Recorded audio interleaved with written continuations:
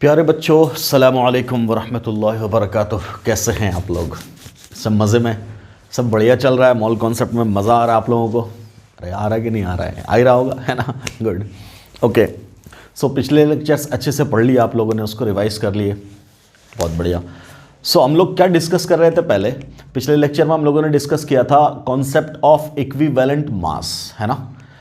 Equivalent mass किसको बोलते हैं, क्या डेफिनेशन था, क्या बेसिक हम लोगों ने शुरुआत की थी इक्विवेलेंट मास की। हम लोग रिलेट करते थे किसी भी सब्सटेंस के इक्विवेलेंट मास को कहाँ से?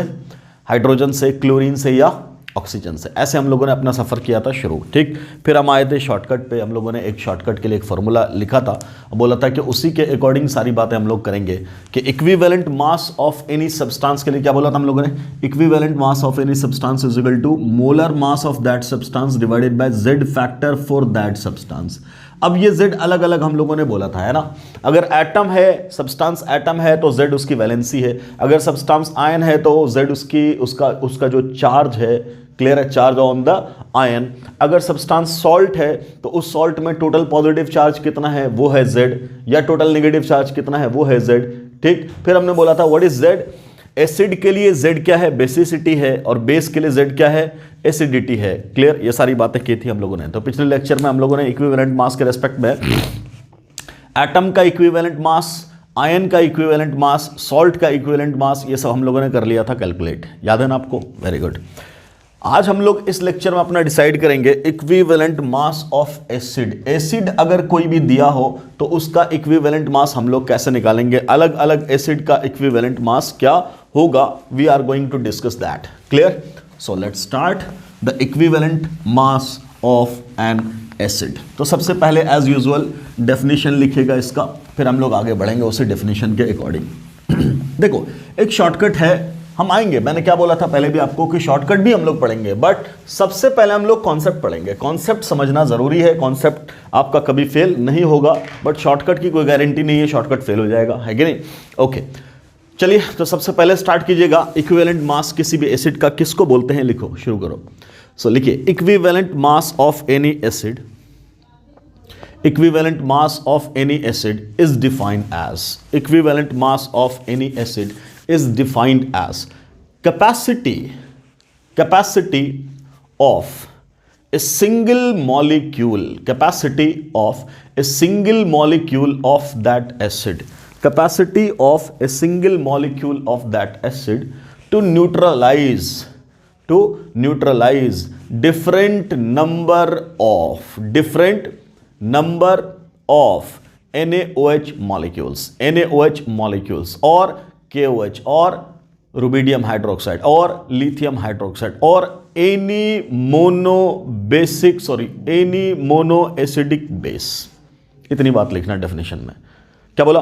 Capacity of a single molecule of that acid to neutralise different number of NaOH molecule. Clear? इसको हम लोग क्या बोलेंगे? उस एसिड की बेसिसिटी। क्लियर? तो बेसिसिटी क्या है? तो अभी हम लोग बोल रहे हैं सिंपल, उस एसिड की कैपेसिटी है। क्या कैपेसिटी? एसिड की क्या कैपेसिटी है कि वो न्यूट्रलाइज कर सकता है किसको? बेस को। तो हम लोगों ने एक छोटा सा बेस चुना है NaOH। कितने NaOH को न्यूट्रलाइज करेगा कोई एसिड, वही उसकी क्या हो जाएगी? बेसिसिटी। और वहां से फिर हम निकाल के लाएंगे अपना शॉर्टकट। क्लियर? ओके, चलो तो डेफिनेशन के अकॉर्डिंग हम लोग स्टार्ट कर रहे हैं अपनी बात। सबसे पहले हमने एक एसिड लिया है HCl। इसका रिएक्शन जब करेंगे NaOH के साथ तो आपको पता है कि न्यूट्रलाइजेशन होगा और बनेगा क्या? तो बनेगा NaCl। क्या बनेगा? NaCl। और साथ में क्या बन जाएगा? H2O।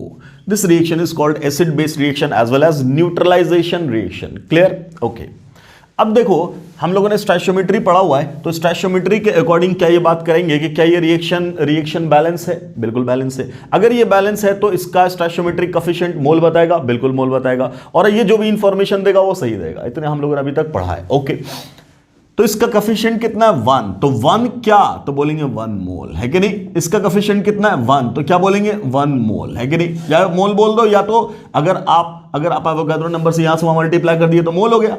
अगर नहीं किए तो ये 1 मॉलिक्यूल है, ये भी 1 मॉलिक्यूल है, ठीक। तो क्या हमें जरूरत है मोल की? नहीं, अभी हमें जरूरत मोल की नहीं है। अभी तो हमें सिंपल बात करनी है। क्या बात करनी है? कि इसका एक मॉलिक्यूल, अभी क्या बोला था? Capacity of a single molecule of that acid. कोई तुमसे पूछे HCl का बेसिसिटी क्या बोलोगे?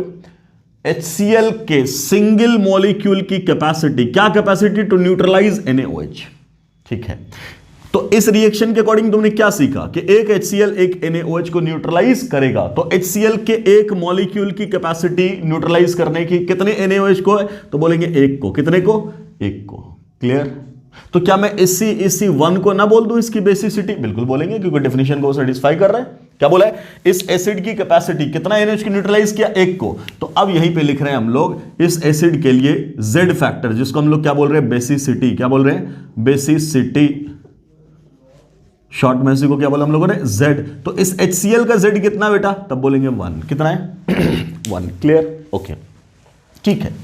अगला हम लोग बोल रहे हैं दूसरा एसिड लिया H2SO4। क्या लिया, H2SO4। ठीक, इसका रिएक्शन जब करा देंगे सोडियम हाइड्रोक्साइड के साथ और हमने इजाजत दिया कि पूरा न्यूट्रलाइज हो जाए कंप्लीट, तब क्या बोलेंगे, तब ये हो जाएगा सर Na2। क्या हो जाएगा, Na2SO4 और प्लस साथ में क्या, H2O।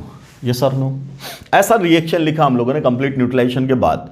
क्या ये रिएक्शन बैलेंस है, तो बोलेंगे नहीं, बैलेंस तो नहीं है। तो बैलेंस करना पड़ेगा। कैसे करोगे, यहां 2 सोडियम है तो यहां 2 सोडियम है, जैसे ही ये 2 लगाओगे तो अब यहां पे लगाना पड़ेगा, तो मैं 2H2O। अब देखो ये इक्वेशन क्या है बेटा, बोलेंगे now it is a balanced chemical equation. Yes sir, no, बोलेंगे यस सर। अब फिर आ जाओ अपने कॉन्सेप्ट पे। इस एसिड के एक मॉलिक्यूल ने कितने NaOH को न्यूट्रलाइज किया, बोलेंगे यस सर, इसने 2 को न्यूट्रलाइज किया। कितने को, तो कोएफिशिएंट यहां कितना है, 2। यहां कोएफिशिएंट कितना था, 1। तो यही तो बताता है मॉलिक्यूल कितने NaOH को, 2 को। तो इस एसिड की बेसिसिटी कितनी हो गई, 2। क्या बोलेंगे, 2। मैक्सिमम कैपेसिटी कितनी है इसकी, 2। क्या हमेशा ही 2 होगा, नहीं, उसको बाद में हम लोग देखेंगे, बाद में हम लोग देखेंगे। क्या कि अगर मान लो एक को ही करता तब क्या बोल देते, 1। क्लियर? तब आपको बोलेगा, ये रिएक्शन देगा। इस रिएक्शन के अकॉर्डिंग बताओ H2SO4 का, मान लो जो मैं कहना चाह रहा हूं वो ये समझो। कभी कभी तुमसे ऐसे देगा, उसकी डिस्कशन हम लोग बाद में करेंगे, बट समझो यहीं पे कि मान लो तुम्हें रिएक्शन दे दिया H2SO4 और NaOH और बोला इस रिएक्शन के अकॉर्डिंग बना क्या, तो बना है NaHSO4 और H2O। क्या ये रिएक्शन बैलेंस है, बोलेंगे बिल्कुल बैलेंस है। इस रिएक्शन में सल्फ्यूरिक एसिड ने कितने NaOH को न्यूट्रलाइज किया, बोलेंगे 1 को। कितने को किया, 1 को। क्या कंप्लीट न्यूट्रलाइजेशन है, बिल्कुल नहीं। क्यों, क्योंकि अभी भी एक एसिडिक हाइड्रोजन यहां है ना। क्या दोनों हाइड्रोजन रिप्लेस हो गए, इसके नहीं हुए। अभी ये क्या है, अभी ये कंप्लीट नहीं, इनकम्प्लीट है। लेकिन इनकम्प्लीट के लिए ही बोलो तो इक्विवेलेंट मास तो रिएक्शन पर डिपेंड करता है। तो रिएक्शन ये दिया हुआ है, तो इसके अकॉर्डिंग आंसर देना है। ठीक, अब बोलो कितने को न्यूट्रलाइज किया, तो बोलेंगे जब ये बैलेंस है तो इसका कोएफिशिएंट 1 है। तो अब इसकी बेसिसिटी कितनी हो गई, इसका Z फैक्टर कितना है, 1। और वहां तो सर आप 2 कह रहे हो, तो मैं क्या बोल रहा हूं, सिर्फ बोला H2SO4 का Z फैक्टर या इक्विवेलेंट मास बोले, तब तुम क्या बोलोगे, मोलर मास कितना होता है 98, कितने से डिवाइड करोगे। क्या कोई रिएक्शन दिया हुआ, नहीं। तब क्या मानते हुए करेंगे कि जब दोनों हाइड्रोजन इसका चला जाएगा, मतलब कंप्लीट न्यूट्रलाइजेशन होगा, तब क्या बात करोगे, तब कितने को कर रहा है, 2 को। तब Z फैक्टर कितने का डील लिखेंगे, 2। लेकिन अगर वो Z1 कहना चाह रहा है तो वो हर हाल में आपको ये रिएक्शन देगा, या ऐसा रिएक्शन देगा जिसमें एक ही हाइड्रोजन रिप्लेस हो रहा है। क्लियर? तो जब कुछ नहीं दिया होता हम क्या बोलेंगे, हम मैक्सिमम मान करके काम करेंगे। क्लियर? समझ मारी बात? Yes sir, okay. अगला एसिड ले लेते हैं हम लोग H3PO4। ठीक है बेटा, इसका रिएक्शन कर दिया सोडियम हाइड्रोक्साइड के साथ। ठीक, क्लियर? मान लो कंप्लीट हो गया, तो कंप्लीट हुआ तो तीनों का तीनों हाइड्रोजन गया, 3 सोडियम आया, तो क्या बना देगा, Na3PO4 और प्लस H2O। अब यहां से 3 सोडियम, तो यहां भी 3 सोडियम, तो यहां बच जाएगा 3 वाटर। फिर यहां एक बात, जैसे यहां की है क्या कि इसी का रिएक्शन करता और सिर्फ एक NaOH का इस्तेमाल करके NaH2PO4 बनाता। कितना बनाता, NaH2। मतलब इसी का रिएक्शन ऐसा भी बोल सकता था कि let we have reaction like this H3PO4 और plus NaOH giving you NaH2PO4 plus H2O। बोलो भाई साहब, यहां इसका इक्विवेलेंट मास कितना है, तो अब तुम क्या बोलोगे, इक्विवेलेंट मास तो वही है, क्या, molar mass by Z factor. Z कितना लें, खैर इसका भी मोलर मास निकालोगे तो 98 ही आएगा। कितना आएगा, 98 डिवाइडेड बाय Z कितना लें। तो अब बोलो, अब इस रिएक्शन में क्या बोला, उसने एक को ही न्यूट्रलाइज कराया। ये सर ना, क्लियर? ये रिएक्शन सेम है क्या, बोलेंगे बिल्कुल नहीं। यहाँ तीनों हाइड्रोजन गया, देख तीनों हाइड्रोजन जाके 3 सोडियम आया कि नहीं आया, बिल्कुल आया। और यहाँ कितने हाइड्रोजन गए, ओनली 1, 2 हाइड्रोजन अभी भी बाकी है, ठीक है। तो उसने इनकम्प्लीट न्यूट्रलाइजेशन किया और वही बोला इसी के लिए निकालो ना, क्या जरूरी है सबके लिए, तो उसने दिया ना ये रिएक्शन। जब ये देगा तो क्या तुम अभी भी 3 ही बोलोगे? अभी यहाँ कितने NaOH थे, 3, कब, जब कंप्लीट हुआ तब। अभी इनकम्प्लीट में कितने NaOH हैं, 1, कितने को न्यूट्रलाइज किया, 1 को। तो अब तुम Z क्या लिखोगे, 3 नहीं ना, क्या लिखेंगे 1। तो इसको भी साथ साथ समझना है, क्लियर है, कोई दिक्कत? लेकिन अगर बोले H3PO4 का इक्विवेलेंट मास कितना होगा, रिएक्शन नहीं दे, तब क्या बात करेंगे, तब तो मैक्सिमम मान के ही आंसर देंगे। डिफरेंस समझ में आ रहा है? जब रिएक्शन देगा तो रिएक्शन में जितना इस्तेमाल हुआ उसके अकॉर्डिंग आंसर देंगे, जब कुछ नहीं दिया तो हम मैक्सिमम मानते हुए आंसर देंगे। ओके चलो, तो हम लोग क्या बोल रहे हैं, सल्फ्यूरिक एसिड के लिए भाई साहब जेड फैक्टर क्या निकाल लेंगे, बोलना है जरा। सल्फ्यूरिक एसिड के लिए जेड फैक्टर कितना आ जाएगा अपना, बोले जल्दी से। कितने कितने NaOH का, कितने NaOH को न्यूट्रलाइज किया इसने, तो बोलेंगे इसके एक मॉलिक्यूल ने इसके 3 NaOH को न्यूट्रलाइज कर दिया, तो इसका जेड फैक्टर कितना आया, तब बोलेंगे सर 3, कितने आ गए 3। ओके, ऐसा ही एक एसिड H3PO3, जब इसका रिएक्शन कंप्लीट न्यूट्रलाइजेशन करते हैं NaOH के साथ, तब क्या होता है वो देखो पहले। तब होता है Na2HPO3 प्लस H2O, यहां सोडियम 2 तो यहां सोडियम 2, यहां पानी 2, रिएक्शन बैलेंस। जब रिएक्शन बैलेंस इसके अब बोला गया कंप्लीट न्यूट्रलाइजेशन हो गया, ठीक है। अगर हो गया, बताएंगे क्या हो रहा है।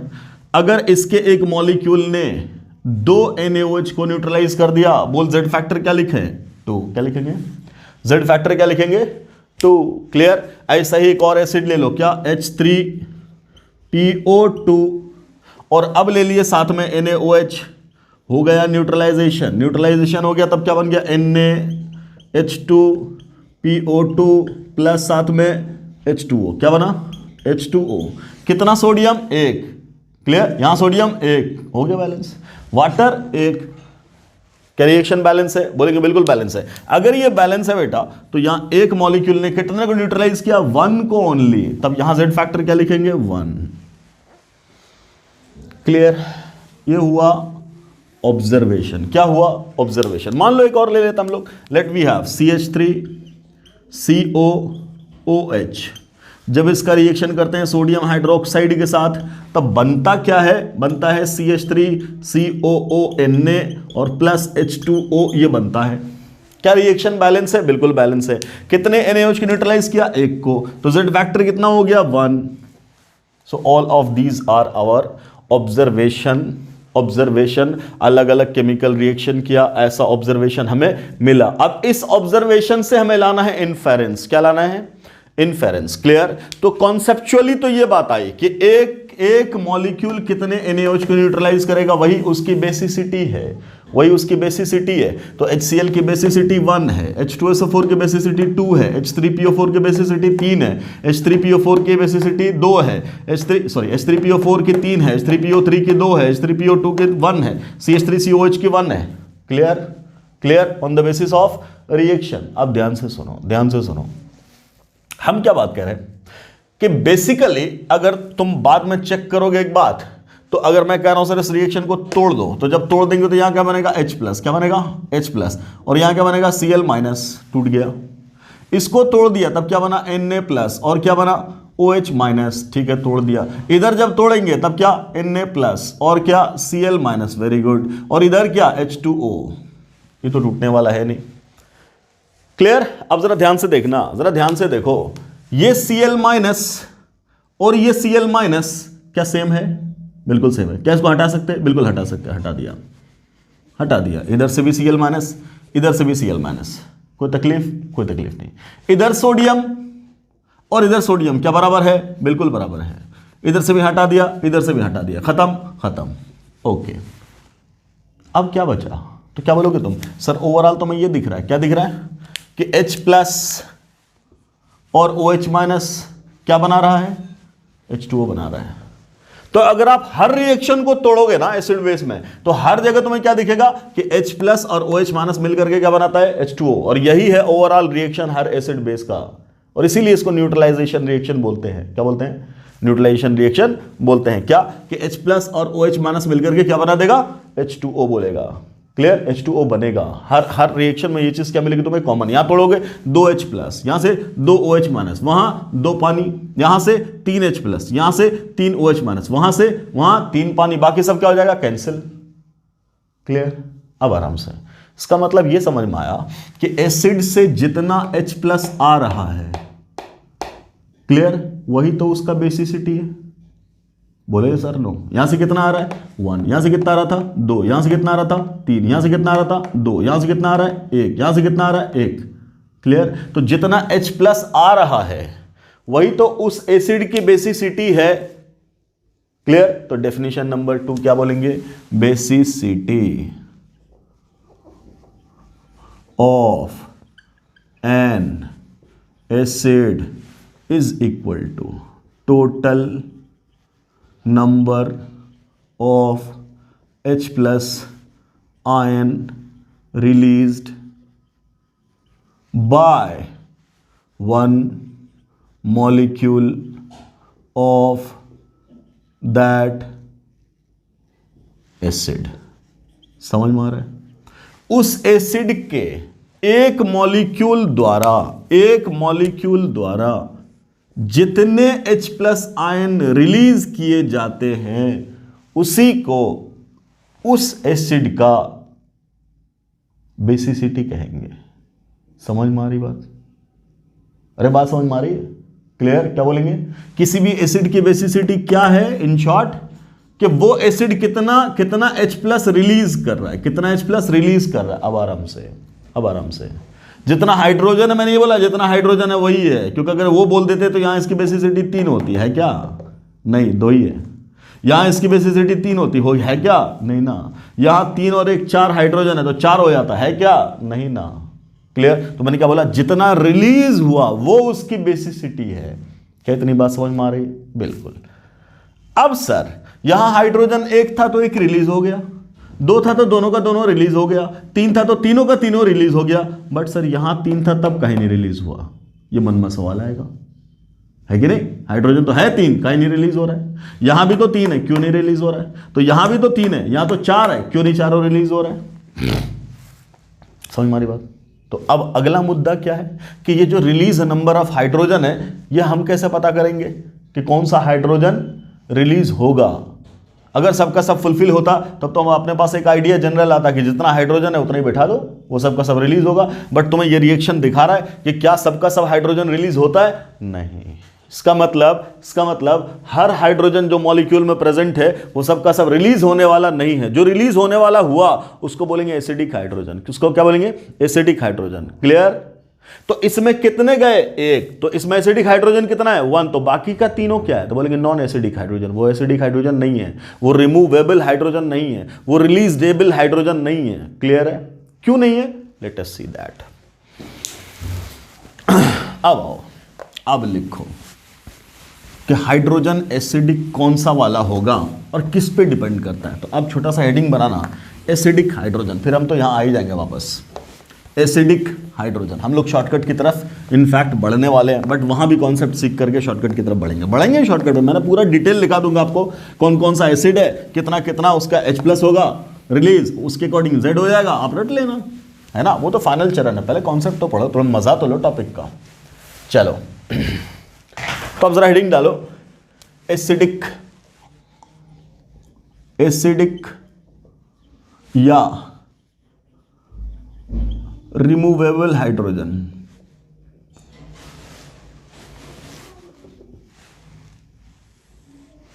साफ बात क्या लिखोगे तुम, एक ऐसा हाइड्रोजन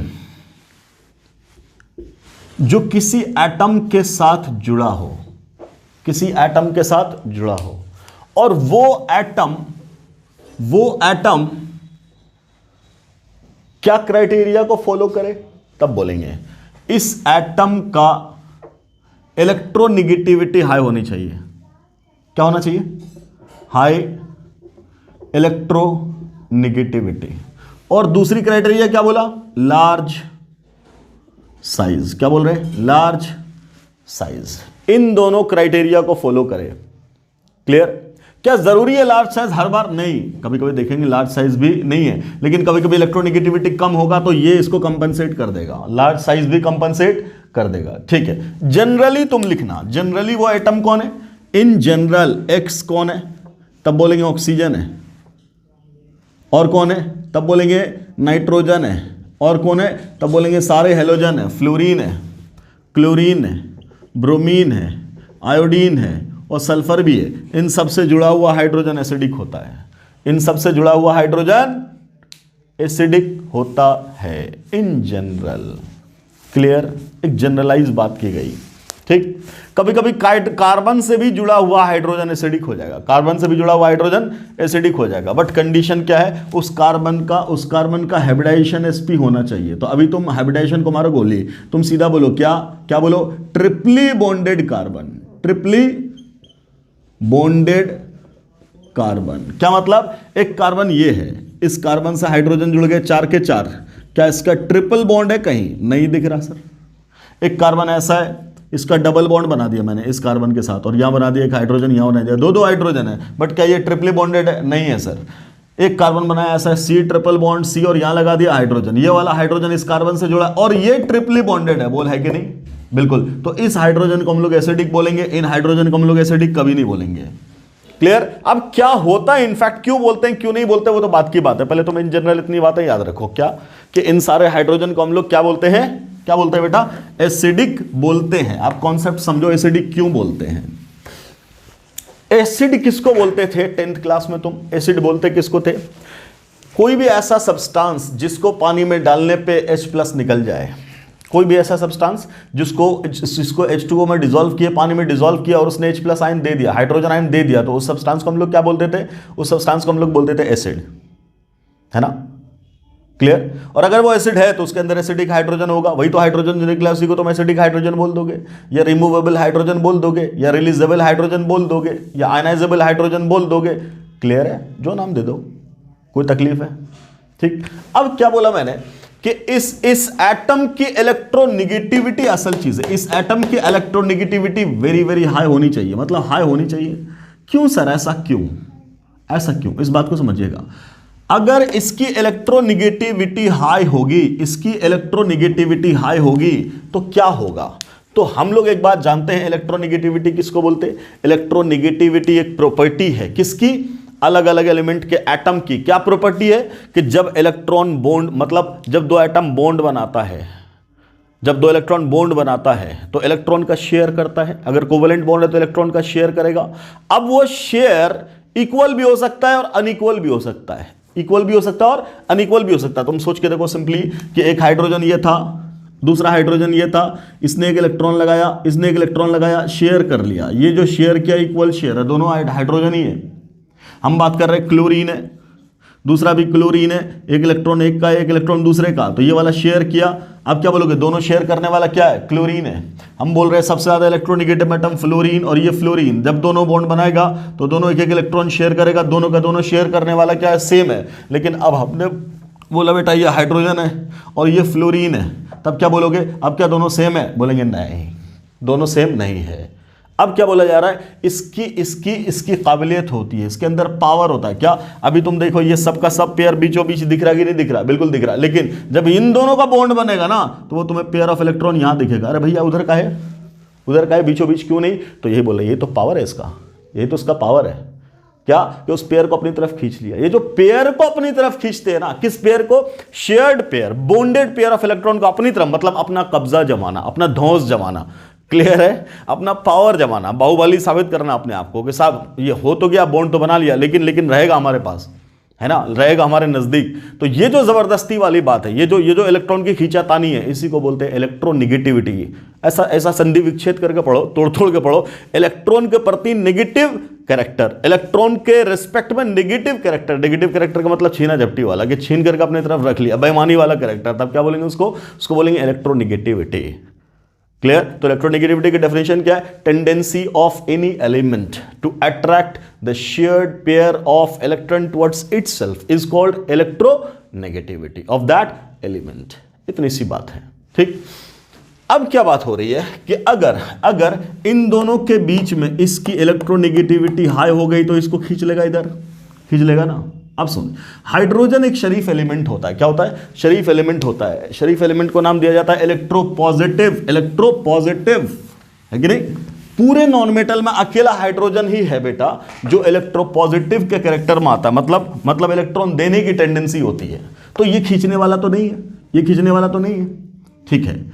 ये अगर इलेक्ट्रॉन नेगेटिव हो गया तो जो इलेक्ट्रॉन शेयरिंग में था उसको होना था कहां? इस मिडिल लाइन पे, यहां पे होना था। बट मैंने बोला ये ज्यादा इलेक्ट्रोनेगेटिव है। अगर ये ज्यादा इलेक्ट्रोनेगेटिव हाइड्रोजन से तो ये खींचेगा, और जब ये खींचेगा तो इलेक्ट्रॉन की पोजीशन कुछ यहां मिलेगी तुम्हें। इलेक्ट्रॉन एक हाइड्रोजन का है और एक इस एलिमेंट का है, और ये किसके नजदीक है? इस एलिमेंट के नजदीक। मतलब हाइड्रोजन के दूर और इसके नजदीक इलेक्ट्रॉन को खींचा इसने, क्योंकि इसका पावर है। इलेक्ट्रॉन क्या है? बोलेंगे नेगेटिवली चार्ज बॉडी है, तो जिसके पास आएगा उसको नेगेटिव बना देगा, बिल्कुल बना देगा। क्लियर? ओके। इस खींचातानी की वजह से इलेक्ट्रॉन खिसक के आया किसके पास? इस एलिमेंट के पास। अब मुझे बता, जैसे ही इस पे आएगा तो इस पे चार्ज कैसा? बोलेंगे नेगेटिव। इस पे चार्ज कैसा? तो इसको लॉस हो गया था, पॉजिटिव। क्या पूरा का पूरा लूज कर दिया? नहीं, अभी तो बॉन्ड बना हुआ है, बेईमानी हुई है लेकिन बॉन्ड बना हुआ। हड़प नहीं लिया, हड़प लेगा तो कंप्लीट बोलेंगे, ठीक। ओके, तो इसका मतलब पूरा नेगेटिव नहीं है। पूरा नेगेटिव नहीं है तो थोड़ा है, थोड़े को बोलते हैं डेल्टा। थोड़े का साइन क्या होता है? डेल्टा। तो इस पे डेल्टा माइनस और इस हाइड्रोजन पे डेल्टा प्लस।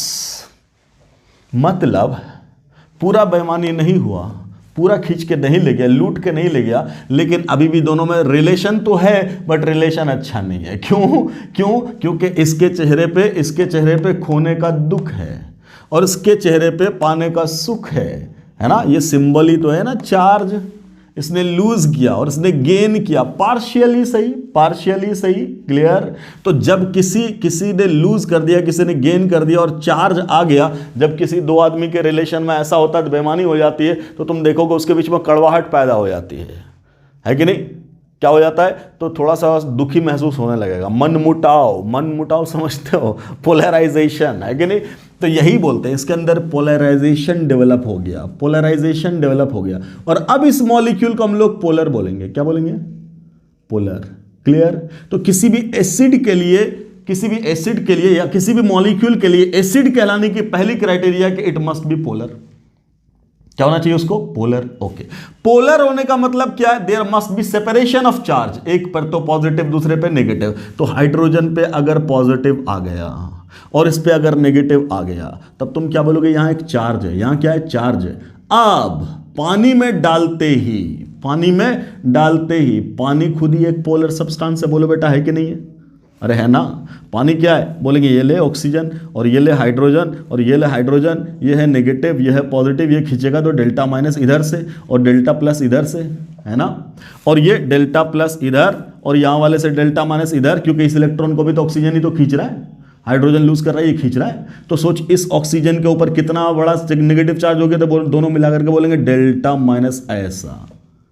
क्लियर? तो क्या ये पानी पोलर सब्सटेंस है? बोलेंगे यस, पानी पोलर सब्सटेंस है। क्लियर?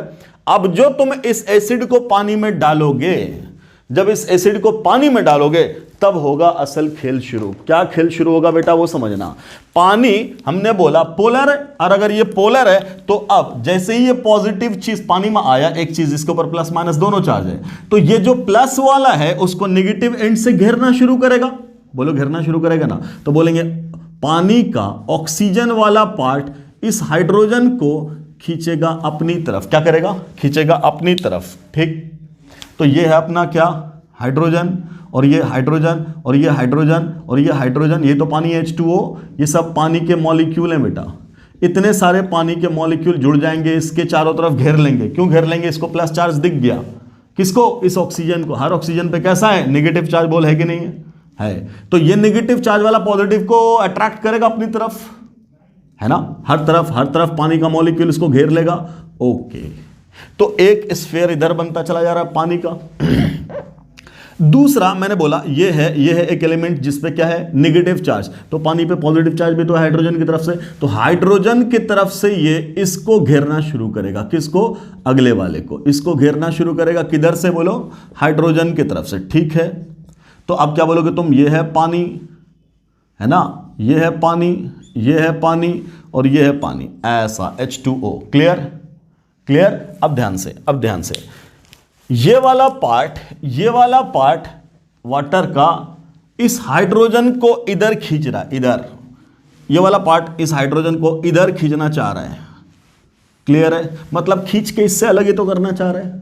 क्यों खींच रहा है? बिकॉज बेटा इस पे माइनस है, इस ऑक्सीजन पे माइनस है और इस पे प्लस है, तो इसके बीच में अट्रैक्शन हो जाएगा। तो बोलेगा सर इन दोनों के बीच में भी तो प्लस माइनस था, पहले से तो अट्रैक्शन था ही। अब सोच के देख, इस हाइड्रोजन को अकेला पकड़े हुआ है और इस हाइड्रोजन के पीछे एकाक 100 पड़ गए, तो बोल अकेला शेर पे तो 100 कुत्ते भी भारी हो जाते हैं। अरे होते हैं कि नहीं होते हैं? बिल्कुल हो जाते हैं सर, डिस्कवरी चैनल पे, है ना। तो क्या बोल रहे हैं, इतना सारा वाटर मॉलिक्यूल इस हाइड्रोजन को खींच के उधर ले जा रहा है और इतने सारे ही वाटर मॉलिक्यूल इस ये वाले एलिमेंट को, इस एटम को इधर खींच के ले जा रहे हैं। अब इधर खींच के क्यों ले जा रहे हैं भाई? क्योंकि बोलो इस पे नेगेटिव चार्ज है और हाइड्रोजन पे पॉजिटिव चार्ज है, तो प्लस माइनस अट्रैक्शन इधर भी तो है। तो इसका मतलब क्या हुआ कि पानी में आने के बाद एसिड हाइड्रोजन अपने से नहीं देता। ये जो शुरू से एक हंगामा था कि एसिड वो है जो H+ आयन देता है, इसका मतलब क्या? H+ आयन लुटाता है, वो H+ आयन लुटाता है नहीं। फिर ये पानी का पावर है कि उसमें से हाइड्रोजन आयन को खींच लेता है, हाइड्रोजन आयन को खींच लेता है, इस बॉन्ड को तोड़ देता, तोड़ करके H+ निकल जाता है बाहर। क्लियर है बेटा? क्लियर? और कोई भी सब्सटेंस जिसका H+ निकल जाए उसको बोलेंगे वो एसिड है। तो क्या पानी सबको नहीं तोड़ देगा? बिल्कुल नहीं तोड़ेगा। क्यों? क्योंकि मैकेनिज्म को समझो। क्यों तोड़ा? क्योंकि इस माइनस को प्लस मिल गया और इस प्लस को माइनस मिल गया। ये ऑक्सीजन था, इसको मिल गया प्लस वाला एंड, ठीक, और इस प्लस को ये मिल गया नेगेटिव वाला एंड, तब ना खींचातानी शुरू हुई। यहां चार्ज ही नहीं होता, अरे यहां चार्ज ही नहीं होता, तो ये काय को जाता घूमने फिरने के लिए। सोच के देख, तुम्हारे पास चुंबक है तो चुंबक लोहा में ना सटेगा रे? अरे चुंबक किस में सटेगा? लोहा में ना सटेगा कि नहीं? तुम लगे पड़े हो किसमें कि साहब ये लकड़ी में कहीं नहीं टकरा रहा, ये दीवार में क्यों नहीं चिपक रहा, ये मेरे माथे में क्यों नहीं चिपक रहा। चिपकेगा क्या? चिपकेगा नहीं ना। क्यों नहीं चिपक रहा? क्योंकि उसको मैग्नेटिक फील्ड वहां मिल ही नहीं रहा। समझ में आ रही बात? वो मैग्नेटिक बॉडी ही नहीं। तो हम क्या बोल रहे हैं, ये चार्ज से ही तो सटेगा, या चार्ज न्यूट्रल से चिपकेगा नहीं ना। तो क्या बोलेंगे, इसको खींचने के लिए किसी को चार्ज होना चाहिए उस सब्सटेंस को। तो अगर इसके ऊपर चार्ज आया तो इसको खींच देगा। अब बोलो, जितना ज्यादा चार्ज आएगा उतना ज्यादा पानी उसके पास दौड़ेगा, तो उतना आसानी से निकलेगा। इसीलिए मैंने बोला क्या, इसकी इलेक्ट्रोनिगेटिविटी जितना ज्यादा होगी उतना पावरफुल्ली यहां से इलेक्ट्रॉन को अपनी तरफ खींचेगा, और जितना ज्यादा खींचेगा उतना बड़ा सा यहां प्लस चार्ज डेवलप कर देगा, और जितना ज्यादा प्लस चार्ज डेवलप कर देगा उतना ज्यादा वाटर मॉलिक्यूल्स इसको घेर लेंगे, और जितना ज्यादा वाटर मॉलिक्यूल्स घेर लेंगे उतना ज्यादा इसका सेपरेशन करवाएंगे, और जितना ज्यादा सेपरेशन करवाएंगे उतनी आसानी से H+ निकल जाएगा, और जितनी आसानी से H+ निकल जाएगा उतना ज्यादा उसका एसिडिक कैरेक्टर हो जाएगा। बेटा बोलिए सर नो। आया समझ में? कोई एसिड कैसे होता है समझ में आया? भाई साहब, मीथेन नाम का एक चीज सुने होगे तुम, बिल्कुल सुने हैं सर। ये है कार्बन, ये है हाइड्रोजन, ये वाला हाइड्रोजन, ये वाला हाइड्रोजन, ये वाला हाइड्रोजन, चार हाइड्रोजन है। ये पानी इसको भाव ही नहीं देता। तुम पानी में डुबो दो किसको? मीथेन को, और अब लगा दो उसमें pH मीटर, डुबाओ, देखो pH कितना आता है। तो बोलेगा जा, इसमें तो कोई हो ही नहीं रहा, काई नहीं हो रहा। क्यों? क्योंकि पानी को उससे मतलब ही नहीं रहे। क्यों नहीं मतलब है? क्योंकि ये वाला बॉन्ड पोलर होता तब ना। क्या ये वाला बॉन्ड पोलर है? बोलेंगे नहीं। क्यों? कार्बन की इलेक्ट्रोनेगेटिविटी कितनी होती है? 2.2, और हाइड्रोजन की 2, तो डिफरेंस कितना है? लगभग 0। कोई डिफरेंस ही नहीं है। जब डिफरेंस ही नहीं होता, इस पे चार्ज क्या आएगा? चार्ज ही नहीं है, और जब चार्ज ही नहीं है तो पानी क्या को दौड़ेगा उसके चारों तरफ? ये सर नो। और यही बोला हमने क्या, C ट्रिपल बॉन्ड C, और ये वाला हाइड्रोजन, अब ट्रिपल बॉन्ड लगते ही इस कार्बन की इलेक्ट्रोनेगेटिविटी बढ़ जाती है। कैसे बढ़ती है? पढ़ेंगे बॉन्डिंग में। अभी कुछ चीजों को मान लो। तो अभी क्या बोल रहे हैं, इस कार्बन की इलेक्ट्रोनेगेटिविटी वेरी वेरी हाई। अब क्या हो जाती है? हाई। जैसे ही हाई हुआ, अब ये नाइट्रोजन और क्लोरीन के बराबर इसकी इलेक्ट्रोनेगेटिविटी हो जाती है। तब अगर इसकी इलेक्ट्रोनेगेटिविटी बहुत हाई हो गई ना, अगर हाई हो गई तो अब क्या होगा? अब ये खींचेगा, और खींचेगा तो यहां डेल्टा प्लस, और डेल्टा प्लस तो पानी ले गया उसको। क्लियर? तो कोई तुमसे पूछे इथाइन का हाइड्रोजन एसिडिक होता है क्या? बोलेंगे बिल्कुल। तो इथिन का नहीं होता क्या? बोलेंगे नहीं। क्यों नहीं होता? बिकॉज वहां पे इलेक्ट्रोनेगेटिविटी कार्बन की नहीं है ज्यादा। जहां बढ़ जाएगी, जहां ज्यादा होगी वहां खिंच जाएगा, जहां कम होगा वहां नहीं खींचेगा। क्यों नहीं खींचेगा? हाइड्रोजन पे चार्ज तो नहीं आ रहा है। जहां हाइड्रोजन पे चार्ज आया खींचेगा। तो ये चार्ज लाने के लिए ही मैंने क्राइटेरिया बोला हाई इलेक्ट्रोनेगेटिविटी। क्या बोला मैंने? High electronegativity. जितना ज्यादा इलेक्ट्रोनेगेटिविटी होगी उतना ज्यादा चार्ज आएगा। ये आधा पार्ट हुआ, आधा पार्ट ये है, आधा पार्ट ये है। समझ में आ रही बात? क्या इतनी बात सबको समझ में आ रही है? अब मैं पॉज लेके पहले इसको मिटाता हूं, फिर आधे पार्ट का करता हूं डिस्कशन। हाँ जी बच्चों, तो क्या बात हुई? क्या बात हुई? अब तक बात हुई सर एक बात की, किसकी? इलेक्ट्रोनिगेटिविटी का फैक्टर तो सर हमें पूरी तरीके से समझ में आया। अरे समझ में आया कि नहीं आया? यस सर, बिल्कुल पूरी तरीके से समझ में आ गया कि इलेक्ट्रोनिगेटिविटी क्यों जरूरी है, क्यों जरूरी है उस एटम की जो हाइड्रोजन से जुड़ा हुआ है। क्लियर? और इस इलेक्ट्रोनिगेटिविटी से क्या होगा, क्या होगा, कैसे हाइड्रोजन निकलेगा, इसका पूरा ज्ञान समझ में आ गया। बोलो रे आया ना? बोलो रे आया नहीं आया? बिल्कुल आया होगा। ओके, अब आओ, अब जो बोला मैंने साइज, साइज का क्या फैक्टर है वो समझना तुम आराम से। देखो ध्यान से सुनो। मैंने बोला तुमसे एक हाइड्राइड होता है कार्बन का जिसको बोलते हैं मीथेन, CH4, नाइट्रोजन का हाइड्राइड होता है इसको बोलते हैं अमोनिया, NH3, पानी का मतलब ऑक्सीजन का हाइड्राइड होता है पानी, और फ्लोरीन का हाइड्राइड होता है HF। ऐसा बोला मैंने, ठीक? मतलब हाइड्रोजन के साथ कंपाउंड इन सबके बन गए। अब ध्यान से सुनो, ये जो कार्बन के साथ लगा है हाइड्रोजन, ये जो नाइट्रोजन के साथ लगा है हाइड्रोजन, ये जो ऑक्सीजन के साथ लगा है हाइड्रोजन, और यहाँ फ्लोरीन में फ्लोरीन के साथ लगा है हाइड्रोजन। अब आराम से बात करना। एक बात और यहीं पे नोट कर ही लो, इलेक्ट्रोनिगेटिविटी तो मैंने बता दिया तुम्हें क्या होता है। इलेक्ट्रोनिगेटिविटी किसी भी एटम का पावर, इलेक्ट्रॉन को अपने तरफ खींचने का पावर। एक साइंटिस्ट है लाइनस पाउलिंग, लाइनस पाउलिंग सब एक साइंटिस्ट हैं, केमिस्ट्री में आए, है ना, 2 नोबेल प्राइज है, एक केमिस्ट्री में एक पीस में। खैर, तो उनके ऑनर में, जैसे न्यूटन बाबा के ऑनर में फोर्स का एक यूनिट दिया गया, ऐसे ही पाउलिंग बाबा के ऑनर में इलेक्ट्रोनिगेटिविटी का यूनिट दिया गया। तो उनके यूनिट पे फ्लोरीन की इलेक्ट्रोनिगेटिविटी है 4 पाउलिंग, ठीक? उसके बाद आता है ऑक्सीजन, उसके बाद आता है नाइट्रोजन और क्लोरीन लगभग बराबर। क्लियर? ठीक? इसकी वैल्यू है 3.5, इसकी वैल्यू है 3, इसकी भी वैल्यू है 3। क्लियर है? समझ में आ रही बात? इन सबको याद रखना, इन सबको याद रखना, इतना कम से कम याद होना चाहिए। और sp hybrid carbon, sp hybrid carbon मतलब ट्रिपली बॉन्डेड कार्बन, जहां ट्रिपल बॉन्ड वाला कार्बन दिख जाए तब तुम बोलोगे इसकी इलेक्ट्रोनिगेटिविटी कितनी हो जाती है। अब सुनो, इसकी इलेक्ट्रोनिगेटिविटी हो जाती है 3.25। कितनी हो जाती है? 3.25। तो ये नाइट्रोजन और क्लोरीन से भी बढ़ जाता है। खैर, इतना समझ में आ रहा है? एक और बात याद रखना, हाइड्रोजन की इलेक्ट्रोनिगेटिविटी होती है 2। कितनी होती है? 2। इसलिए शरीफ बोला मैंने इसको, क्या कि वो इसकी इतनी कम है वो कभी खींच नहीं पाता, कार्बन से भी नहीं खींच पाता, sp3 से भी नहीं खींच पाता। वो बेचारा सब दिन खिंचवाएगा, अपना कभी खींचेगा नहीं, लुटाएगा कभी, लुटेगा नहीं, कभी बदमाशी नहीं करेगा। ओके, ठीक है। अब ध्यान से सुन, जब मैंने इतना डेटा लिख दिया तो बोल यहाँ कितना? 2। sp3 बोला मतलब चारों सिंगल, तो बोला 2, 2.2। इसका कितना होता है? 2.2। यही कार्बन जब 4 बॉन्ड बनाएगा तब कितना होता है? 2.2 या 2.25 के आसपास मान लो। तो ये 2.2 और ये तो फिक्स है 2 पे, तो यहां का डिफरेंस कितना आया? बोलेंगे 0.2। यहां का डिफरेंस कितना आया? ये 2 ये 3, कितना? 1 यूनिट का। यहां का डिफरेंस कितना आया? तो बोलेंगे ये कितना है? 3.5। ये 2 कितना है? 1.5 का। और यहां का डिफरेंस कितना है? तब तुम क्या बोलोगे? ये 4 और 1, ये कितना? सॉरी, कितना बोला? 4 और ये कितना? 2। तो कितने का डिफरेंस आया? 2 का। ये देखो, ये देखो क्या हो रहा है, डिफरेंस बढ़ता जा रहा है सर, है ना? तो सबसे ज्यादा इलेक्ट्रोनेगेटिव ये रहा, सबसे कम कौन सा? कार्बन, उसके बाद नाइट्रोजन, उसके बाद ऑक्सीजन, उसके बाद सबसे ज्यादा फ्लोरीन। तो हाइड्रोजन से सबसे ज्यादा कौन खींचेगा? फ्लोरीन। ठीक, कार्बन बोलेंगे खींचे नहीं रहा, अगर खींचा तो इसका डेल्टा प्लस मैंने ऐसा बनाया, तेरे को दिखा? तेरे को दिखा गया ये डेल्टा प्लस है? हमने तो बना दिया। तो सोच ऐसा ही आता तो है प्लस, लेकिन इतना कम कि उसकी कोई वैल्यू नहीं है, पानी को दिखता उगता नहीं है, जैसे तुम्हें कैमरे में नहीं दिख रहा। तो क्या बोल रहे हैं? बहुत कम, नेग्लिजिबल इसी को बोलते हैं। ओके, ये नाइट्रोजन से जब जुड़ा है तब बोलेंगे कि साहब ये डेल्टा प्लस ऐसा है, जब ऑक्सीजन से जुड़ेगा तब बोलेंगे डेल्टा प्लस ऐसा है, और जब फ्लोरीन से जुड़ेगा तब बोलेंगे डेल्टा प्लस ऐसा है। बोल बेटा जरा, अब बोलो क्या बोल रहे हैं? जितना ज्यादा डेल्टा प्लस उतना ज्यादा पोलैरिटी, उतना ज्यादा पॉजिटिव चार्ज, उतना ज्यादा पानी खींचेगा, और जब खींचेगा तो तुम क्या बोलोगे? एसिडिक। हाँ जी, पानी को पानी भी खींचता, वैसा तुम्हारे मन में आ रहा होगा ना सर, अभी तो बोल रहे पानी खींचेगा, पानी खींचेगा। तो पानी को कौन खींचता है? अरे पानी को पानी खींचता है, और टूटता है वो, देखेंगे कहाँ? इक्विलिब्रियम में तोड़ेंगे, सेल्फ आयनाइजेशन ऑफ वाटर, देखेंगे बेटा। खैर रहने दो, भी अब क्या बात कर रहे हैं? तो फ्लोरीन वाला जो हाइड्रोजन है वो सबसे ज्यादा खींचेगा, उसके बाद ऑक्सीजन वाला, उसके बाद नाइट्रोजन वाला, उसके बाद कार्बन वाला, है ना। ऑक्सीजन क्या पानी में ही है? नहीं, बहुत सारी जगह सल्फ्यूरिक एसिड में ऑक्सीजन से ही तो जुड़ता है। सल्फ्यूरिक एसिड में अभी बनाएंगे ना स्ट्रक्चर, किससे जुड़ता है? ऑक्सीजन से जुड़ने वाला हाइड्रोजन वो निकल जाता बाहर। खैर, तो तुम क्या बोल रहे हो? सबसे ज्यादा पोलैरिटी यहाँ है। तो अगर तो कोई तुमसे पूछे कि what is the order of acidic strength, सबसे ज्यादा एसिडिक वाला हाइड्रोजन कौन सा बेटा, तो तुम बोलोगे ये वाला हाइड्रोजन सबसे ज्यादा एसिडिक है। क्यों? बिकॉज इस पर पॉजिटिव चार्ज सबसे ज्यादा।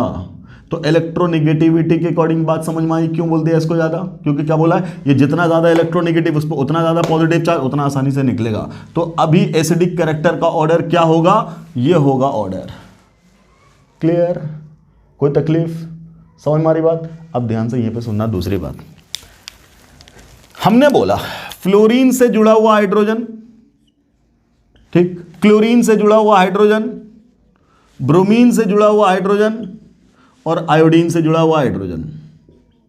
अभी देखो तुम कैसे फंसोगे जाल में। फ्लोरीन की इलेक्ट्रोनिगेटिविटी 4, कितनी? 4। क्लोरीन की इलेक्ट्रोनिगेटिविटी कितनी? 3। ब्रोमीन की 2.8, आयोडीन की 2.5। क्लियर? ऐसा। और हाइड्रोजन तो बेचारा कहां है? 2 पे फिक्स है। तो इसका डिफरेंस कितना? बोलो 4 और 2 कितना? 2। इसका डिफरेंस कितना? तब तुम क्या बोलोगे? 3 और 2 कितना? 1। इसका डिफरेंस कितना? तब बोलेंगे 0.8। इसका डिफरेंस कितना? तब बोलेंगे 0.5। यस और नो? यस और नो? बोलेंगे यस सर, बोल रहे हैं ना। अब हम तुमसे पूछ रहे हैं क्या कि इसमें एसिडिक स्ट्रेंथ का ऑर्डर बताना।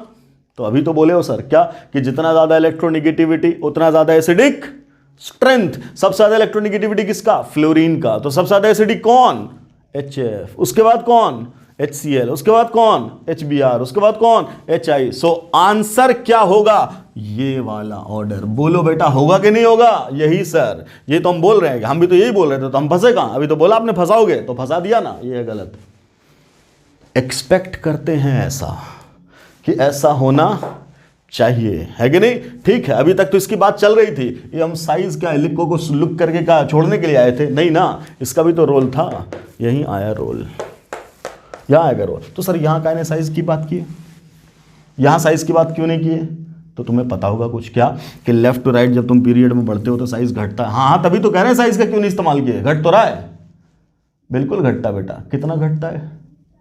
हाँ, निग्लिजिबल घटता है। कितना घटता है? बहुत कम घटता है। क्यों बहुत कम घटता है? क्योंकि शेल ना बढ़ रहा है ना घट रहा है। शेल तो फिक्स है और साइज बढ़ता है किससे? शेल से। क्या left to right periodic table में जाओगे तो तुम क्या बोलोगे? क्या बोलोगे? नो डाउट एटॉमिक नंबर बढ़ रहा है, बट क्या नंबर ऑफ शेल बढ़ता है? नहीं, उसी शेल में इलेक्ट्रॉन आकर के भर रहा है और न्यूक्लियस में प्रोटॉन बढ़ता जा रहा है। तो उस अट्रैक्शन की वजह से थोड़ा सा साइज घटता चला जाता है। लेकिन क्या बहुत ज्यादा घटता है? नहीं, निग्लेजिबल। इसीलिए पीरियड में जब भी कोई भी केमिस्ट्री का डिस्कशन करेंगे, अभी से याद रखना 12th क्लास तक, क्या कि जब भी पीरियड में कोई केमिस्ट्री का डिस्कशन होगा किसी भी प्रॉपर्टी का, साइज का फैक्टर पीरियड में कभी भी लिया नहीं जाएगा। पीरियड में हमेशा किससे बात होगी? इलेक्ट्रोनिगेटिविटी से। तो ये वाला जो टर्म लिखा ना मैंने, ये डिस्कस होगा इन पीरियड। जब रिलेटिव बात तुम करोगे, क्या बात करोगे? रिलेटिव बात करोगे कि जब हम पीरियड में डिस्कशन कर रहे हैं तो क्या होगा? तो बोलोगे जिसका इलेक्ट्रोनिगेटिविटी ज्यादा उसका कैरेक्टर ज्यादा। क्या कैरेक्टर ज्यादा? एसिडिक कैरेक्टर ज्यादा। देखो ये सब पीरियड का है कि नहीं? Carbon, nitrogen, oxygen, fluorine, left to right, है कि नहीं? तो इलेक्ट्रोनिगेटिविटी बढ़ गया, एसिडिक कैरेक्टर बढ़ गया। लेकिन क्या ये fluorine, chlorine, bromine, iodine period का है? नहीं। कहां का है? ग्रुप का। अब ग्रुप में तुम क्या बोलते हो कि सर साइज बहुत बढ़ जाता है, साइज बहुत बढ़ जाता है, तो वहां क्या इलेक्ट्रोनिगेटिविटी से डिसाइड करेंगे? नहीं, है कि नहीं? नो डाउट इलेक्ट्रोनिगेटिविटी इसकी सबसे कम है, तो इसका एसिडिक स्ट्रेंथ सबसे कम होना चाहिए। ऐसा थोड़ी होता है, सबसे ज्यादा होता है इसका, सबसे ज्यादा इसका होता है। इसको तो बोलते हैं वीकेस्ट एसिड।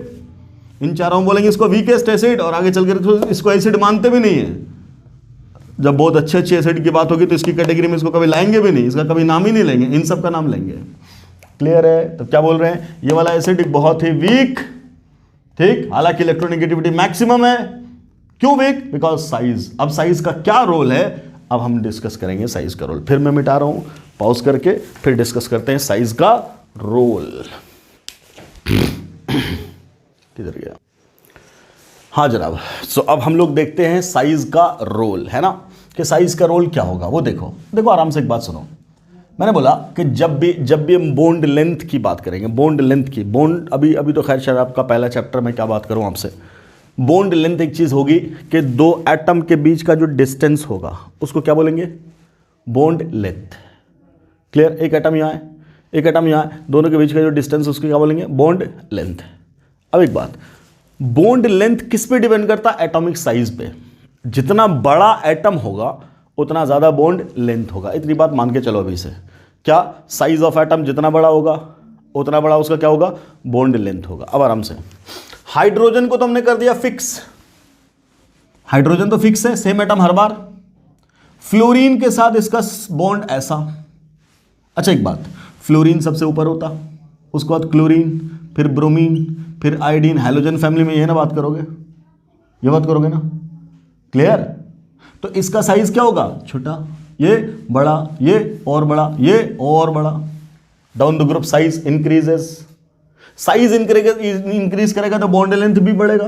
अब आराम से सुनना, HF, ये HCl, ये HBr और ये HI, ऐसा बोल सकते हैं।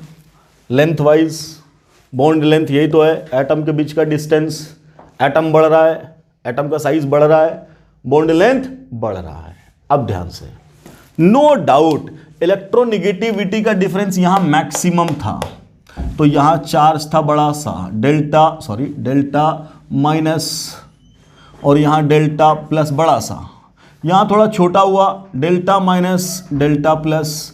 यहां थोड़ा और छोटा हुआ, डेल्टा माइनस डेल्टा प्लस। यहां थोड़ा और छोटा हो गया, delta minus delta plus. No doubt, no doubt charge का मैग्नीट्यूड तो कम हुआ है, चार्ज का मैग्नीट्यूड कम हुआ है, तो सर वाटर मॉलिक्यूल तो कम घेरेगा। अगर वाटर मॉलिक्यूल कम घेरेगा तो कम आसानी से टूटेगा।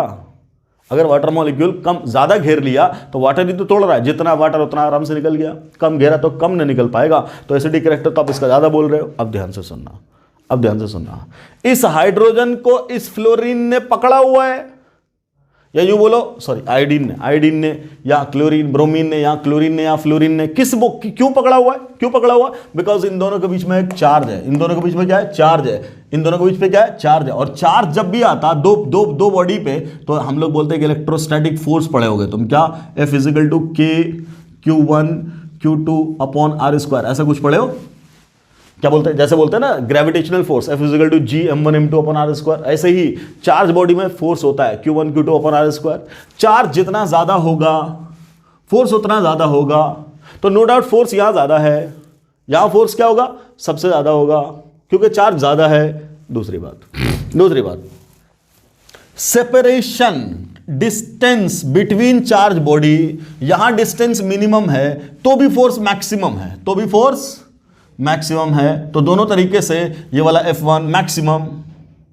अब नीचे आए तो चार्ज घट गया, न्यूमरेटर घट गया, ये घट गया, डिनोमिनेटर क्या हो गया, सेपरेशन बढ़ गया, तो फिर ये घट गया, तो तुम क्या बोलोगे, F2 घट गया। किससे, F1 से। F3 पे आओ, फिर चार्ज घटा, फिर न्यूमरेटर घटा, फिर फोर्स घटा।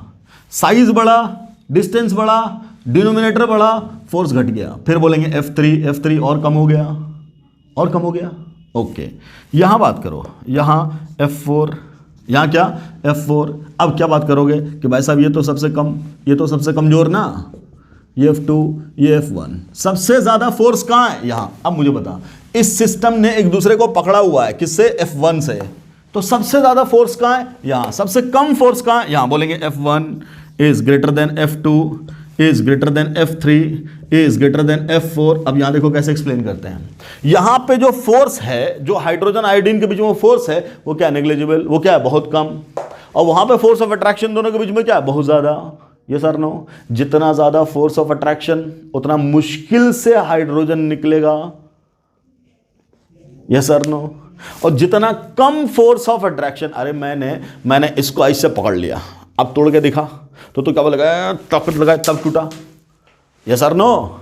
हमने बोला इसको हल्का से पकड़ लिया तो तोड़ के दिखा, फट से टूट गया। अरे ये सर नो, क्लियर है? तब क्या बात करेंगे कि यहाँ क्या डिस्टेंस बढ़ गया, और जब डिस्टेंस बढ़ गया तो फोर्स कम है, फोर्स कम है तो आसानी से निकल जाएगा। तो जब आसानी से हाइड्रोजन निकलेगा, आसानी से, जितनी आसानी से निकलता है उतना ही तो एसिडिक बोलते हैं।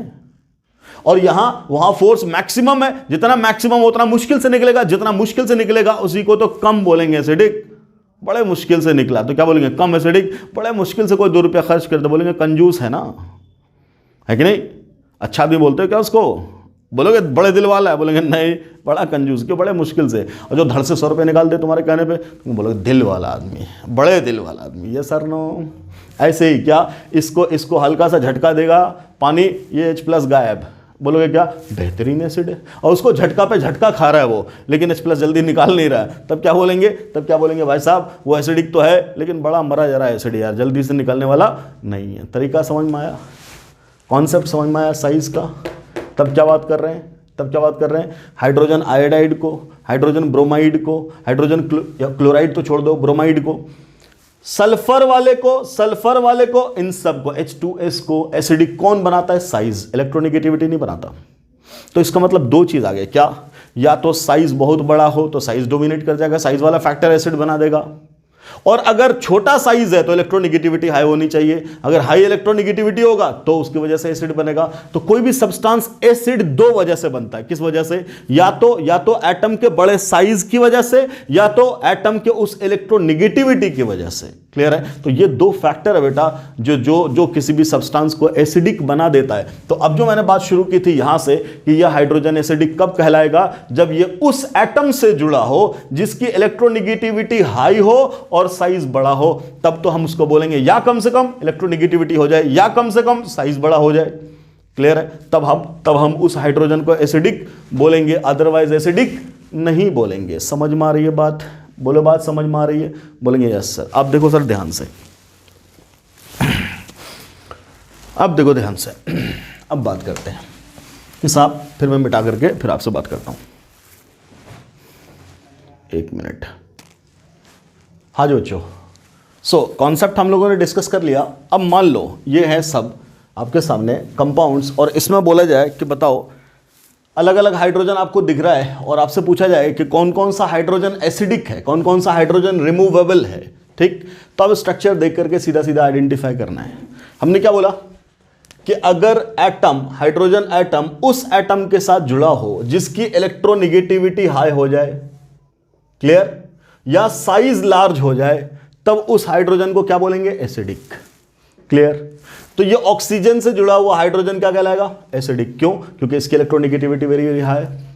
ये वाला हाइड्रोजन भी क्या हो जाएगा? एसिडिक। क्यों? क्योंकि ऑक्सीजन की इलेक्ट्रोनेगेटिविटी हाई। क्लियर? ऑक्सीजन से जुड़ा हुआ हाइड्रोजन, ठीक, नाइट्रोजन से जुड़ा हुआ हाइड्रोजन, sp हाइब्रिड कार्बन से जुड़ा हुआ हाइड्रोजन, सल्फर से जुड़ा हुआ हाइड्रोजन, फ्लोरीन से, क्लोरीन से, ब्रोमीन से, आयोडीन से, इन सब को क्या बोलते हैं बेटा? Acidic hydrogen. बाद में बात करेंगे कौन कौन ज्यादा एसिडिक, कौन कम एसिडिक। क्लियर? अभी हम लोग बात कर रहे हैं एसिडिक। ठीक, तो ये वाला हाइड्रोजन किससे जुड़ा हुआ है? ऑक्सीजन से। खैर, अब ये पूरा कंपाउंड क्या था अपना? Sulphuric acid. ये तो था आपका सल्फ्यूरिक एसिड H2SO4। तो जो अभी हम लोगों ने स्टोइचियोमेट्री में बोला था कि इसकी बेसिसिटी 2 होगी। कहां से? ये स्ट्रक्चर से। दोनों का दोनों हाइड्रोजन क्या है? रिप्लेसेबल। तो हम लोगों ने क्या बोला? इसका जेड फैक्टर कितना होना है? 2। क्लियर? ये है अपना नाइट्रिक एसिड HNO3। ये वाला हाइड्रोजन रिप्लेसेबल है, तो HNO3 में एक ही हाइड्रोजन और एक ही रिप्लेसेबल। क्लियर? तो जेड फैक्टर कितना? 1। यहां का जेड फैक्टर कितना? 2। इसकी बात कर लो HCl में क्या बोला अभी मैंने? फ्लोरीन, क्लोरीन, ब्रोमीन, आयोडीन, किसी से जुड़ा हुआ hydrogen. Yes, it is acidic. ये वाला ब्रोमीन से, बिल्कुल एसिडिक। तो HCl का जेड फैक्टर 1, HBr का Z factor we will say 1। अब आओ अगले में। यहां अगर बात करें हम लोग, नो डाउट हाइड्रोजन कितने हैं? 3, और तीनों का तीनों किससे जुड़ा हुआ है? ऑक्सीजन से। So we can say all of them are replaceable hydrogen. Clear? Z factor H3 क्या था इसका फॉर्मूला? H3PO4। जेड फैक्टर कितना? 3। यहां देख, ये वाला हाइड्रोजन एसिडिक, ये वाला hydrogen acidic. What about this hydrogen? क्या ये ऑक्सीजन से जुड़ा है? नहीं, बोलेंगे दिस इज नॉट एसिडिक। तो H3PO, इसका फॉर्मूला क्या था? बोलो, H3PO3। तो अब देख, H3PO3 का जेड फैक्टर हम लोगों ने क्या बोला था? 2। सर हाइड्रोजन 2 3 थे, जेड फैक्टर 2 क्यों बोला? इस स्ट्रक्चर की वजह से, क्योंकि यही दोनों हाइड्रोजन है जो रिप्लेसेबल है। ये वाला रिप्लेसेबल नहीं है। क्यों नहीं है? जो अभी हम लोगों ने क्राइटेरिया पढ़ा। किसका क्राइटेरिया पढ़ा? इलेक्ट्रोनेगेटिविटी का। क्लियर, उसके अकॉर्डिंग इसको नकार दिया गया। तो इसका जेड फैक्टर कितना है 2। बट ये आया कहां से, एक्सपेरिमेंटली। नो डाउट हमने उसको थ्योरेटिकली एक्सप्लेन किया, शॉर्टकट भी सीखा, बट एक्चुअल बात कहां से आई, एक्सपेरिमेंट से। क्लियर, ठीक, ओके। अगला ये वाला, हाइड्रोजन कितने, तो बोलेंगे 1 2 3। नो डाउट सिस्टम में हाइड्रोजन कितना है 3। फॉर्मूला क्या सब्सटेंस का, बोलेंगे H3PO, बोलो H3PO2। ठीक, अब क्या कह रहे हैं, हाइड्रोजन कितना है 3। रिप्लेसेबल कौन सा, जो ऑक्सीजन से जुड़ा हुआ है, ये वाला रिप्लेसेबल है नहीं, ये वाला रिप्लेसेबल है नहीं। जेड फैक्टर कितना 1, यही आया था वहां से भी, एक्सपेरिमेंट से भी। Clear, okay. मैंने बोला ये सिस्टम है, इस सिस्टम में हाइड्रोजन ये वाला, हाइड्रोजन ये वाला, हाइड्रोजन ये वाला, क्या बोला अभी हमने, और एक हाइड्रोजन ये वाला। अभी क्या बोला था, जब ट्रिपली बॉन्डेड कार्बन, अरे दिस इज ट्रिपल बॉन्ड, ये वाला कार्बन, इससे ट्रिपल बॉन्ड, जब ट्रिपली बॉन्डेड कार्बन से हाइड्रोजन जुड़ा होगा, मींस इसका हाइब्रिडेशन sp होगा। क्या होगा, sp। अभी मोल कॉन्सेप्ट पहला चैप्टर आपके लिए, तो अभी हाइब्रिडेशन नहीं है, बट अभी से जान के रखो कि ट्रिपली बॉन्डेड कार्बन से अगर जुड़ गया हाइड्रोजन, तब उसको क्या बोलेंगे, एसिडिक। तब ये क्या है, एसिडिक। ये वाला ट्रिपली बॉन्डेड से जुड़ा है क्या, बोलेंगे नहीं, ये तो सब सिंगल बॉन्ड है, तो ये वाला एसिडिक नहीं है, ये वाला एसिडिक नहीं है, ये वाला एसिडिक नहीं है। तो इस पूरे सिस्टम में कितने हाइड्रोजन एसिडिक हुए, तब बोलेंगे ओनली 1। तब इसका जेड फैक्टर कितना हो जाएगा, बोलेंगे only 1। Clear, okay. What about this formic acid, hydrogen तो 2 है, ठीक, क्या ये एसिडिक है, बोलेंगे यस सर। क्यों, ऑक्सीजन से जुड़ा। ये वाला हाइड्रोजन एसिडिक है क्या, बोलेंगे नहीं। क्यों नहीं है, बिकॉज ये sp कार्बन भी नहीं है, मतलब ट्रिपली भी होता तब भी मान लेते। ठीक, क्लियर है। तो ये वाला एसिडिक नहीं है, इसका जेड फैक्टर कितना होगा 1। हाइड्रोजन कितने हैं 2, जेड फैक्टर कितना हुआ 1, because only 1 is replaceable, this is not replaceable. What about this, इसके बारे में क्या बोलोगे, 1 2 3 4, हाइड्रोजन कितने 4, हाइड्रोजन कितने 4। व्हाट अबाउट जेड फैक्टर, क्या ये रिप्लेसेबल है, नहीं। ये वाला नहीं, ये वाला नहीं, तो जेड फैक्टर कितना ओनली 1। क्यों, यही तो है। क्लियर, इसका नाम है ऑक्सैलिक एसिड, ये था एसिटिक एसिड, इसका नाम क्या होता है बेटा, ऑक्सैलिक एसिड, H2C2O4। क्लियर, ये वाला हाइड्रोजन एसिडिक, ये वाला हाइड्रोजन एसिडिक, यस और नो। क्लियर, 2 हाइड्रोजन दोनों का दोनों acidic. What about Z factor 2, यहां हाइड्रोजन साइनाइड, हाइड्रोजन साइनाइड अभी बोला था, कार्बन से जुड़ा हुआ हाइड्रोजन भी एसिडिक होगा अगर कार्बन ट्रिपली बॉन्डेड है, तो इसका जेड फैक्टर 1। क्लियर, सो इस तरीके से हम लोग जेड फैक्टर निकालते हैं अलग अलग एसिड का, और एसिड का इक्विवेलेंट मास यहीं से अब आप क्लब कर सकते हो, क्या कि molar mass divided by Z factor. And what was that Z factor, basicity of acid. So basicity of acid का कॉन्सेप्ट क्या, ये पढ़ा हम लोगों ने, फिर रिएक्शन से उसको क्लब किया, फिर शॉर्टकट से स्ट्रक्चर के थ्रू हम लोगों ने चीज़ों को देखा। क्लियर, तो इक्विवेलेंट मास ऑफ एसिड आपका यहीं खत्म हुआ। In the next video we will start equivalent mass of base. तब तक के लिए खुदा हाफिज़, अस्सलाम वालेकुम, thanks for watching the video.